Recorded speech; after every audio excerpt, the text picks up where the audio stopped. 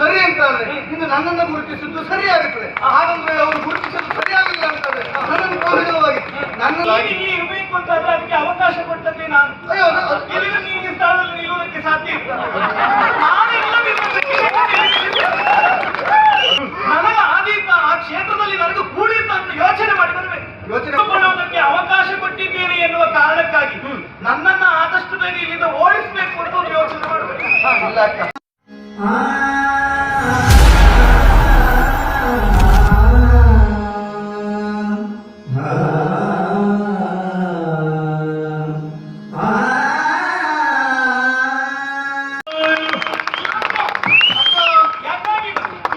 ಯಾರಿಗಾಗಿ ಬಂತು? ಯಾರು ನಿನ್ನನ್ನು ಈ ರೀತಿಯಾಗಿ ಸಿದ್ಧಪಡಿಸಿ ಕಳುಹಿಸಿ ಎಲ್ಲವನ್ನು ಹೇಳು. ಆಶ್ಚರ್ಯ ಆಗುತ್ತದಕ್ಕ. ಏನು ರಣಕ್ಷೇತ್ರಕ್ಕೆ ಬಂದ ನಿಂತ ಮೇಲೆ ಮಾತಾಡ್ಲೇಬೇಕು ಅಂತಿಲ್ಲ, ಹಾಗಂತ ಮಾತಾಡಬಾರದು ಅಂತಲೂ ಇಲ್ಲ. ಮಾತು ಆಡುವ ಕ್ಷೇತ್ರವೂ ಇದಲ್ಲ, ಅದಲ್ಲ. ಇಲ್ಲಿ ಏನಿದ್ರು ಯುದ್ಧವೇ. ಹೌದು. ಹಾಗಂತ ಮಾತಾಡದೇ ಇದ್ರೆ ಬಂದದ್ದು ಯಾಕೆ ಅಂತ ಉಳಿದವರಿಗೆ ಸ್ಪಷ್ಟ ಆಗುತ್ತೆ. ಕೆಲವೊಮ್ಮೆ ಹಾಗೆ ಅಪರಿಚಿತರೇ ಹೌದು ಅಂತಾದ್ರೂ ಮಾತಾಡಿಕೊಳ್ಳಬಹುದು, ಪರಸ್ಪರ ಪರಿಚಯ ನೀವೇ ಮಾಡಿಕೊಳ್ಳಬಹುದು. ಇಲ್ಲಿ ನಾವಿಬ್ಬರು ಅಪರಿಚಿತರಲ್ಲ. ನನ್ನ ಕುರಿತಾಗಿ ನಿನಗಿಂತ ಹೆಚ್ಚು ತಿಳಿದವರು ಯಾರೂ ಇಲ್ಲ, ನಿನ್ನ ಕುರಿತಾಗಿ ನನಗಿಂತಲೂ ಹೆಚ್ಚು ಅರಿತವರು ಯಾರೂ ಇಲ್ಲ. ಆದ್ರೆ ಒಂದು ಏನು ಅಪರಿಚಿತರಾದ್ರೆ ಅವರಲ್ಲಿ ಹೆಚ್ಚು ಮಾತನಾಡುವುದಕ್ಕೆ ನಮಗೆ ಸಲುಗೆ ಇರುವುದಿಲ್ಲ. ಇಲ್ಲ, ಪರಿಚಯ ಇದ್ರೆ ಸಮಸ್ಯೆ ಆಗುತ್ತೆ. ನಿನ್ನೆ ಎಲ್ಲಿ ಇವತ್ತು ಎಲ್ಲಿ ಹೇಗಿತ್ತು, ಊಟ ಆಯ್ತಾ ನಿದ್ರೆ ಆಯ್ತಾ, ಪರಿಚಯ ಇದ್ದ ಅಂದ್ರೆ ಸಂಭಾಷಣೆ ಬೆಳೆಯುವುದು ಹೆಚ್ಚು. ಕೆಲವೊಮ್ಮೆ ಹಾಗೆ ಅವಸರದಲ್ಲಿದ್ದಾಗ ಅವರು ಯಾವ್ದು ಕೇಳಿದ ಪ್ರಶ್ನೆ ನಮ್ಮನ್ನು ಉತ್ತರ ಇರುವುದಿಲ್ಲ. ಮೇಲೆ ನೋಡುವುದೊಂದಾಗ್ತದೆ ಬಿಟ್ಟರೆ ಮತ್ತಂತದ್ದು ಇಲ್ಲ. ಆದ್ರೆ ಈಗ ಹಾಗಲ್ಲ, ಮೇಲೆ ನೋಡುತ್ತಾ ಇರುವಂತವರಿಗಾಗಿ ನಾವು ಬಂದವಳು. ಯಾರಿಗಾಗಿ ಬಂದೆ ಅಂತ ಕೇಳ್ತಿಯಲ್ಲ, ಒಂದು ಮಾತು ಹೇಳ್ತೇನಕ್ಕ. ಪ್ರಪಂಚದಲ್ಲಿ ಯಾರಿಗಾಗಿ ಯಾರಿದ್ದಾರೆ ಹೇಳು? ಯಾರಿಗೂ ಯಾರಿಗೂ ನಮಗೆ ಹಸುವಾದ್ರೆ ನಾವೇ ಉಣ್ಣಬೇಕು, ನಮಗೆ ನೋವಾದ್ರೆ ನಾವೇ ಅನುಭವಿಸಬೇಕಾಗುತ್ತದೆ. ಮತ್ತೆ ಜ್ಞಾನಿಗಳೆಲ್ಲ ಆಡಿದವರಿದ್ದಾರೆ, ಯಾರಿಗೆ ಯಾರೂ ಇಲ್ಲ. ಇದೊಂದು ಎರವಿನ ಸಂಸಾರದ ಹಾಗೆ. ನೀರ ಮೇಲಿನ ಗುಳ್ಳೆ ಎನ್ನುವುದು ಎಷ್ಟು ಕ್ಷಣಿಕವಾದದ್ದು, ನಮ್ಮ ಜೀವನವೂ ಹಾಗೆ. ನೀನು ಮಾಡಿದ ನೀನೇ ಅನುಭವಿಸಬೇಕು, ನಾನು ಮಾಡಿದ ನಾನೇ ಅನುಭವಿಸಬೇಕಾಗುತ್ತದೆ. ಹಾಗಂತ ಯಾರಿಗೂ ಯಾರಿಲ್ಲ ಅಂತ ಏಕಾಂಗಿಯಾಗಿ ಬದುಕಬಾರದು. ಅದು ಬದುಕಬಾರದು. ಯಾಕೆ? ಮನುಷ್ಯ ಸಂಗತಿ ಅವರ ಜೊತೆಗೆ ಸಂಬಂಧಿಕರು, ನೆರೆಹೊರೆಯವರು ಕಷ್ಟ ಸುಖವನ್ನು ಕೇಳುವುದಕ್ಕೆ, ಸ್ಪಂದಿಸುವುದಕ್ಕೆ ನಮ್ಮ ಜೊತೆಗೆ ಜನ ಇರಬೇಕು. ಅವ ಭಾವಜೀವಿ. ಹೌದು. ಆ ಭಾವ ಯಾರಿಗೆ ಕೊಡುವುದು ಅದು ಪ್ರಧಾನವಾಗಿ ಯೋಚನೆ ಮಾಡಬೇಕಾಗುತ್ತದೆ. ನಾವು ಸಂಘಜೀವಿ ಎಂಬ ಕಾರಣಕ್ಕಾಗಿ ನಮ್ಮ ತನ್ನ ಎಲ್ಲವನ್ನ ಮತ್ತೊಬ್ಬರಿಗೆ ಕೊಡುವುದಕ್ಕಾಗುವುದಿಲ್ಲ. ಒಂದು ಹೆಣ್ಣು, ಅದನ್ನು ಮದುವೆಯಾದಂತ ಹೆಣ್ಣು ತನ್ನತನವನ್ನ, ತನ್ನ ಭಾವವನ್ನ, ತನ್ನ ಬದುಕನ್ನ ಯಾರಿಗೆ ಕೊಡ್ತಾಳೆ? ತಾನು ಮದುವೆಯಾದ ಗಂಡನಿಗೆ ಮಾತ್ರ ಕೊಡುತ್ತಾಳೆ, ಕೊಡತಕ್ಕದ್ದು ಸರ್ವ ಸಮರ್ಪಣ ಭಾವ. ಹೌದಾ? ಹಾಗಿದ್ದ ಮೇಲೆ ಮದುವೆಯಾದಂತ ಹೆಣ್ಣಿಗೆ ಯಾರಿಗಾಗಿ ಯಾರು ಬರ್ತಾರೆ ಅಂತಿಲ್ಲ. ಅವಳು ಗಂಡನಿಗಾಗಿ ಬಂದರೂ ಅವಳಿಗಾಗಿಯೇ ಬಂದ ಹಾಗೆ ಆಗುತ್ತದೆ. ಯಾಕೆ? ಸತಿಪತಿಯರಲ್ಲಿ ಭೇದ ಇಲ್ಲ. ಅಗ್ನಿ ಸಾಕ್ಷಿ ಮೂಲಕವಾಗಿ ಕೈ ಹಿಡಿದಿದ್ದಾರೆ ಎಂಬಲ್ಲಿಗೆ ಅವರಿರೋರು ಒಂದು, ಎಂದೆಂದಿಗೂ ಬೇರಾಗುವುದಕ್ಕೆ ಸಾಧ್ಯ ಇಲ್ಲ. ನಿನಗೆ ತಿಳಿದಿರಬಹುದು ನಾನು ಯಾಕೆ ಬಂದೆ ಎನ್ನುವುದಾಗಿ. ನನ್ನ ನೀರಿನಂತಹ ಪಾರ್ಥನನ್ನ, ನಿನಗೂ ನೀರನ್ನೇ, ಅವರನ್ನು ಸೋಲಿಸಿದ ಕಾರಣದಿಂದ ಇರಬೇಕು ಅಂತಾದ್ರೆ ಅದಕ್ಕೆ ಅವಕಾಶ ಕೊಟ್ಟದ್ದೇ ನಾನು. ಅಯ್ಯೋ ಇಲ್ಲಿಂದ ನೀನು ಈ ಸ್ಥಳದಲ್ಲಿ ನಿಲ್ಲುವುದಕ್ಕೆ ಸಾಧ್ಯ ಇಲ್ಲ. ಹೆಣ್ಣು ಯಾವುದನ್ನಾದ್ರೂ ಪಾಲು ಕೊಟ್ಟ ಗಂಡನ ಪ್ರೀತಿ ಪ್ರೇಮದಲ್ಲಿ ಪಾಲು ಕೊಡ್ತಾಳೆ ಇನ್ನೊಬ್ಬರಿಗೆ. ಆದ್ರೂ ಒಂದು ನಾನು ನಿನ್ನ ಮುಖಕ್ಕೆ ಮಂಗಳಾರತಿ ಎತ್ತಿ ಮನೆ ಒಳಗೆ ಸೇರಿಸಿದ್ದಕ್ಕಾಗಿ ನೀನು ಹೊತ್ತಿಗೆ ಇಲ್ಲಿದ್ದಿ. ಸರಿ, ಎಲ್ಲಿಂದ ನೀನು ಇಲ್ಲಿರುವುದಿಲ್ಲ ಅಂತ ನಾನು ಇರ್ಬೇಕಿತ್ತು.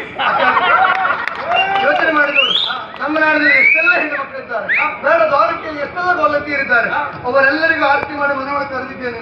ನಿನ್ನನ್ನು ಮಾತ್ರ ಯಾಕೆ? ಯಾಕೆ? ನಾನಿಲ್ಲದಿದ್ರು ಈ ಮನೆಯನ್ನು ನಡೆಸಿಕೊಂಡು ಹೋಗುವಂತ ಸಾಮರ್ಥ್ಯ ನಿನಗುಂಟು. ಹಾಗಾಗಿ ಅಲ್ವ ಕರೆದದ್ದು. ಆ ಕುರಿತಾಗಿ ನಿನ್ನ ಬಗ್ಗೆ ನಾನು ಗೌರವ ಉಳಿದುಕೊಳ್ಳುವುದಕ್ಕೆ ಅವಕಾಶ ಕೊಟ್ಟಿದ್ದೇನೆ ಎನ್ನುವ ಕಾರಣಕ್ಕಾಗಿ ನನ್ನನ್ನ ಆದಷ್ಟು ಬೇಗ ಇಲ್ಲಿಂದ ಓಡಿಸಬೇಕು ಅಂತ ಒಂದು ಯೋಚನೆ ಮಾಡಬೇಕು. ಇಲ್ಲ ಅಕ್ಕ, ಓಡಿಸುವ ಯೋಚನೆಯನ್ನು ನಾವು ಮಾಡುವುದಿಲ್ಲ. ನಾವಿಲ್ಲಿ ಕಟ್ಟಿ ನೆಲೆಯೂರಿನ ಅಂತಾದ್ರೆ ನನ್ನವರ ಪ್ರೀತಿ ನನಗೆ ಸಿಕ್ಕಿತು. ಹೆಚ್ಚೇಕೆ? ನಿನ್ನ ಪ್ರೀತಿಯಿಂದಲೇ ನಾನು ಇಲ್ಲಿವರೆಗಾಗಿ ಇದ್ದದ್ದು. ಹೌದಾ? ಇಲ್ಲಿವರೆಗಾಗಿ ನಮ್ಮಲ್ಲಿ ಯಾವ ರೀತಿಯಂತ ವೈರವು ಕಲಹವು ಬಂದದಿಲ್ಲ. ಯಾವ ಪ್ರಸಂಗದಲ್ಲಿ ನೀವು ಸ್ವರ ಎತ್ತಿದ್ದು ನಾನು ಕೇಳಿ ಅಂತ ಪ್ರಸಂಗವೇ ಬರಲಿಲ್ಲ. ಯಾಕೆ ಬರಲಿಲ್ಲ? ಅಂತ ಕಾರಣಗಳು ನಮ್ಮ ಮಧ್ಯದಲ್ಲಿ ಬಂದದ್ದಿಲ್ಲ. ನನ್ನ ಗಂಡನಿಗಾಗಿ ನಾನು ಬಂದಿದ್ದೇನೆ ಎನ್ನುವನಿಗೆ ನೀನೇ ಹೇಳಿದ ಹಾಗೆ ನೀನು ನೆಲೆಯೂರುವುದಕ್ಕೆ ಅವಕಾಶ ಕೊಟ್ಟವಳು. ಈ ಸ್ಥಳದಲ್ಲಷ್ಟೇ ಅಲ್ಲ, ನಿನ್ನ ಮನಸ್ಸಿಗೂ ನನ್ನನ್ನು ಸೇರಿಸಿಕೊಂಡವಳು. ಹೌದು. ಹಾಗಂತ ನಾನು ಬಂದ ಕ್ಷಣದಲ್ಲಿ ನಾನಾಗಿ ಬಂದದ್ದಲ್ಲ, ನಾನು ಆಗುವ ವೇಷ ಮಾಡಿಕೊಂಡು ಪ್ರಥಮವಾಗಿ ಬಂದದ್ದು. ಕೊಲ್ಲತೀರ ವೇಷವನ್ನು ಮಾಡಿಕೊಂಡು ನಿನ್ನ ಮನಸ್ಸನ್ನು ಗೆಲ್ಲುವುದಕ್ಕಾಗಿ. ಯಾರ ಸೂಚನೆ ಹೇಳಿದೆಯಲ್ಲ, ಅದೇ ನನ್ನವರ ಸೂಚನೆ. ಅವರ ಸೂಚನೆಯ ಮೇಲಕವಾಗಿಯೇ ನಾನು ಈ ರೀತಿಯಾಗಿ ಬಂದು ಇಲ್ಲಿ ಆಶ್ರಯವನ್ನು ಪಡೆದುಕೊಂಡದ್ದು. ನಮ್ಮ ಯಜಮಾನರಷ್ಟು ಬುದ್ಧಿವಂತರೆ. ಹೋಗು, ಮೊದಲು ದ್ರೌಪದಿಯ ಮನಸ್ಥಿತಿಯನ್ನು ತಿಳಿದುಕೋ. ನಾಳೆ ಮನೆಗೆ ಸೇರಿಸಿಕೊಳ್ಳುವವಳು ಅವಳೇ. ನೀನು ಅವಳ ಜೊತೆ ಹೆಚ್ಚು ಕಾಲ ಕಲಿಬೇಕು. ಅವಳನ್ನೊಂದು ಮಂಗ ಮಾಡು ಅಂತ ಕಳಿಸಿದ. ನನಗೆ ಈಗ ಅರ್ಥ ಆಯ್ತು. ನಾವು ನೀರಿನಲ್ಲಿ ವಾಸ ಮಾಡಬೇಕು ಅಂತ ಆದ್ರೆ ಮೊಸಳೆಯೊಂದಿಗೆ ವೈರ ಮಾಡುವುದಲ್ಲ, ಮೊಸಳೆಯೊಂದಿಗೆ ಸ್ನೇಹವೇ ಮಾಡಬೇಕು ಅಂತ ನನಗೆ ಈಗ ಗೊತ್ತಾಯ್ತು. ಹಾಗಾದ್ರೆ ನೀನು ಹೆಚ್ಚು ಕಾಲ ಈ ಸ್ಥಳದಲ್ಲಿ ಉಳಿತೀಯ. ಯಾಕೆ? ಯಾರೆಲ್ಲ ವೈರ ಕಟ್ಟಿಕೊಳ್ಳದೆ, ಯಾರೆಲ್ಲ ನಿಜವಾಗಿ ವೈರ ಕಟ್ಟಿಕೊಳ್ಬೇಕು ಅವರಲ್ಲಿ ಸ್ನೇಹ ಮಾಡಿಕೊಂಡ್ರೆ ನಮಗೆ ಏನೂ ತೊಂದರೆ ಬರಲ್ಲ. ವೈರ ಹುಟ್ಟಿಕೊಳ್ಳುವುದು ಯಾವಾಗ? ನಮ್ಮ ಭಾವನೆಯನ್ನು ಇನ್ನೊಬ್ಬರಲ್ಲಿ ಹೇಳಿಕೊಂಡಾಗ ಮಾತಾಡಿದ. ಹೌದು, ಮಾತಾಡದಿದ್ರೆ ವೈರ ಹುಟ್ಟಿಕೊಳ್ಳುವುದು ಹೇಗೆ? ಈಗ ನಾನು ಮಾತಾಡಿ ಬಂದದ್ದಲ್ಲ, ನಮ್ಮ ಯಜಮಾನರು ಮಾತಾಡಿ ನಾನು ಇಲ್ಲಿವರೆಗೆ ಬಂದದ್ದು. ನನ್ನ ಮಾತ್ರ ನೋಡಿದ್ರೆ ಏನೋ ಒಂದು ಆಗಬೇಕು ಅಂತ ಸಿದ್ಧವಾಗಿ ಬಂದಾಗ ಅಲ್ಲ, ಏನೋ ಆಗಬೇಕು ಅಂತ ನಾನೇ ಬಂದದ್ದಲ್ಲ, ಏನಾದ್ರೂ ಮಾಡಬೇಕು ಅಂತ ಅವ್ರು ಕಳಿಸಿಕೊಟ್ಟಿದ್ರಿಂದ ನಾನು ಬಂದೆ. ಅಂದ್ರೆ ಏನ್ ಮಾಡೋದಕ್ಕೆ ಬಂದಿದ್ದೀನಿ? ಕಾರಣ ಉಂಟು. ಅವರನ್ನ ಯುದ್ಧದಲ್ಲಿ ಗಾಳಿಗೆಡಿಸಿದ್ದೆ ನೀನು, ಅವರ ಪಕ್ಷವನ್ನ ಅಂತ ಬಂದಂತಹ ನಾನು ನಿನ್ನನ್ನು ಯುದ್ಧದಲ್ಲಿ ಸೋಲಿಸಿ ಅವರ ಕಾಲಿಗೆ ಎರಗಿಸುವುದಕ್ಕಾಗಿಯೇ ನಾನು ಬಂದವಳು. ಅವರಲ್ಲಿ ಯುದ್ಧವನ್ನ ಮಾಡುವುದನ್ನು ಬಿಟ್ಟು ಶರಣಾದೆ ಅಂತಾದ್ರೆ ಇನ್ನಿತ್ತು ನಮ್ಮ ವೈರ ಇಲ್ಲ. ನೀನು ಹಾಗೆ ಹೇಳಿದ್ರೆ ನೀನು ಮೊದಲು ಹೇಳಿದ್ದಕ್ಕೂ ಈಗ ಹೇಳಿದ್ದಕ್ಕೂ ಸಂಬಂಧವೇ ಎಂತದ್ದು? ಯಾರಿಗಾಗಿ ಯಾರು ಬರುವ, ಯಾರಿಗೂ ಯಾರಿಲ್ಲ. ನಮ್ಮ ಹೊಟ್ಟೆಗೆ ಹಸಿವಾದಾಗ ನಾವೇ ಊಟ ಮಾಡೋದು ಹೇಳಿದವಳು ನೀನು. ಈಗ ಪಾತ್ರ ಕಳುಹಿಸಿಕೊಟ್ಟಿದ್ದಾನೆ, ಅದಕ್ಕಾಗಿ ನಾನು ಬಂದಿದ್ದೇನೆ ಅಂತ ಹೇಳುವವಳು ನೀನು. ಹೌದೇ? ನೀನು ಹಾಗಾದ್ರೆ ಪ್ರಾರ್ಥನೆಗಾಗಿ ಬಂದದ್ದು ಅಂತ ಆಯ್ತು. ಅಲ್ಲ, ಹೆಣ್ಣಾದವಳು ಗಂಡನಿಗಾಗಿ ಬರ್ತಾಳೆ ಅಂತಾದ್ರೆ ಅದು ಅವಳಿಗಾಗಿ ಬಂದ ಹಾಗೆ ಆಗುತ್ತದೆ. ಯಾಕೆ? ಹೆಣ್ಣಿನ ಸರ್ವಸ್ವ ಎಲ್ಲವೂ ಗಂಡನಿಗಾಗಿ ಇರ್ತದೆ. ನಾವು ನಮ್ಮ ಹೊಟ್ಟೆಗೆ ಉಣ್ಣುತ್ತೇವೆ ಅಂತಾದ್ರೆ ಅದು ಹೊಟ್ಟೆಗೆ ಮಾತ್ರ ಶಕ್ತಿ ಕೊಡುವುದಲ್ಲ, ಸಂಪೂರ್ಣ ದೇಹಕ್ಕೆ ಶಕ್ತಿ ಕೊಡ್ತದೆ. ಅಯ್ಯೋ, ನಾನು ಉಂಟದ್ದು ಹೊಟ್ಟೆಗೆ ಹೋಗ್ತದೆ, ತಲೆಗೆ ಹಾಕುವುದು ಚುರುಕಾಗ್ತದೆ ಅಂತ ಕೇಳುವುದಲ್ಲ. ಗಂಡ ಹೆಂಡತಿ ಅಂತ ಆದ ಮೇಲೆ ಈನೂರು ಒಟ್ಟಾಗಿ ಸಂಪೂರ್ಣ ಶರೀರ ಇದ್ದಾಗೆ. ಅದಕ್ಕೆ ಗಂಡನಿಗೆ ಅರ್ಧ ಭಾಗ, ಹೆಂಡತಿಗೆ ಅರ್ಧ ಭಾಗ. ಅದು ಒಂದಾದ್ರೆ ಮಾತ್ರ ಒಂದು ದೇಹ ಆಗುತ್ತದೆ. ಹೆಂಡತಿ ಅರ್ಧ, ಗಂಡ ಅರ್ಧ. ಇದು ಸಂಪೂರ್ಣ ಶರೀರ. ಅವರು ನನಗೆ ಹೊಟ್ಟೆಗೆ ಕಳಿಸಿದ್ದಾರೆ. ಅವರ ತಲೆಗೆ ಏನು ಹೊಳೆಯುತ್ತದೋ ಆ ತಲೆಗೆ ಹೊಳದನ್ನು ನಾನು ಮಾತ್ರದಲ್ಲಿ ಕೃತಿಯಲ್ಲಿ ತೋರಿಸುವುದಕ್ಕೆ ಬಂದಿದ್ದೇನೆ. ನಮಗೆ ಒಂದೇ ದೇಹ. ತಿಂದದ್ದೆಲ್ಲ ಜೀರ್ಣವಾಗುತ್ತದೆ, ದೇಹಕ್ಕೆ ಶಕ್ತಿ ಬರ್ತದೆ ಅಂತ ಹೇಳಲಿಕ್ಕೆ ಆಗುದಿಲ್ಲ. ತಿನ್ನುವುದು ಹೆಚ್ಚು ಕಡಿಮೆ ಆಗಿ ಅಜೀರ್ಣ ಆಗಿ ಮತ್ತೆ ನಿಶಕ್ತಿ ಬಂದರೂ ಆಗ್ಬೋದು. ಹೌದೌದು. ಹಾಗಾಗಿ ತಿನ್ನುವಾಗ ಯಾರು ಹೇಳಿ ಕಳಿಸಿದ್ದಾರೆ ಎನ್ನುವುದಕ್ಕಿಂತ ನನಗ ಆದೀತ ಆ ಕ್ಷೇತ್ರದಲ್ಲಿ ನನಗೂ ಕೂಡಿತ ಅಂತ ಯೋಚನೆ ಮಾಡಿ ಬರಬೇಕು. ಯೋಚನೆ ಮಾಡು. ಮತ್ತೆ ಈ ಕ್ಷೇತ್ರದ ಒಂದು ಧರ್ಮವೇ ಹಾಗೆ. ಏನು? ಈ ಕ್ಷೇತ್ರಕ್ಕೆ ಬರಬೇಕು ಅಂತಾದ್ರೆ ಯಾವ ಹಿನ್ನೆಲೆ ಬೇಕು ಅಂತಿಲ್ಲ, ಯಾರ ಬೆಂಬಲ ಬೇಕು ಅಂತಿಲ್ಲ. ಅದಿಲ್ಲ. ವ್ಯಕ್ತಿಯಲ್ಲಿ ಪ್ರತಿಭೆ ಉಂಟು ಅಂತಾದ್ರೆ ಅಂತವರನ್ನು ಕೈ ಬೀಸಿ ಕರೆಯುವ ಕ್ಷೇತ್ರ ಇದು. ಯಾರೋ ಹೇಳಿದ್ದಾರೆ ಅಂತ ಬರುವುದಲ್ಲ.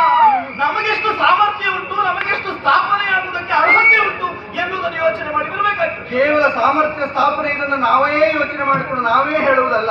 ನಮ್ಮ ಸ್ಥಾಪನೆ ಯೋಚನೆಯನ್ನು ನನ್ನನ್ನು ಗುರುತಿಸುವವರು ಯಾರು? ನನ್ನ ಯಜಮಾನರು. ನನಗಿಂತಲೂ ಮೊದಲು ನಿನ್ನನ್ನು ಮದುವೆ ಆದವರು. ಅವರು ನನ್ನನ್ನು ಗುರುತಿಸುವುದು ತಪ್ಪಾಗುತ್ತದೆ ಅಂತಾದ್ರೆ ಒಂದು ನಿನ್ನನ್ನು ಗುರುತಿಸುವುದು ಅವರ ಮತ್ತಿತ್ತು ತಪ್ಪೇ ಆಗುತ್ತದೆ. ನಿನ್ನನ್ನು ಗುರುತಿಸುವುದು ಸರಿ ಅಂತಾದ್ರೆ ಇನ್ನು ನನ್ನನ್ನು ಗುರುತಿಸುವುದು ಸರಿ ಆಗುತ್ತದೆ. ಹಾಗಂದ್ರೆ ಅವರು ಗುರುತಿಸುವುದು ಸರಿಯಾಗಿಲ್ಲ ಅಂತಾದ್ರೆ ನನ್ನನ್ನು ಕೌಹಿಡವಾಗಿತ್ತು. ನನ್ನನ್ನು ನೀನು ಆಕ್ಷೇಪ ಮಾಡಿದೆ ಅಂತಾದ್ರೆ ನನ್ನನ್ನು ಆಕ್ಷೇಪ ಮಾಡಿದಾಗ ಆಗುವುದಿಲ್ಲ. ಯಾಕೆ? ನಾನು ನನ್ನವರ ಮುಖವಾಣಿಯಾಗಿ ಬಂದವಳು. ಅವರನ್ನು ಆಕ್ಷೇಪ ಮಾಡುವುದರಲ್ಲಿ ನಿನಗುಂಟ? ಅವರು ಹೇಳಿದ್ದಕ್ಕೆ ನೀನು ಬಂದಿದ್ದೀಯಲ್ಲ. ಹೌದು. ಬಂದದ್ದು ನೀನಾದ್ರೆ ನೀನು ಬಂದ ರೀತಿಯನ್ನು ನೋಡಿದಾಗ ನನ್ನ ಮನಸ್ಸಿನಲ್ಲಿ ಹುಟ್ಟಿಕೊಳ್ಳುವ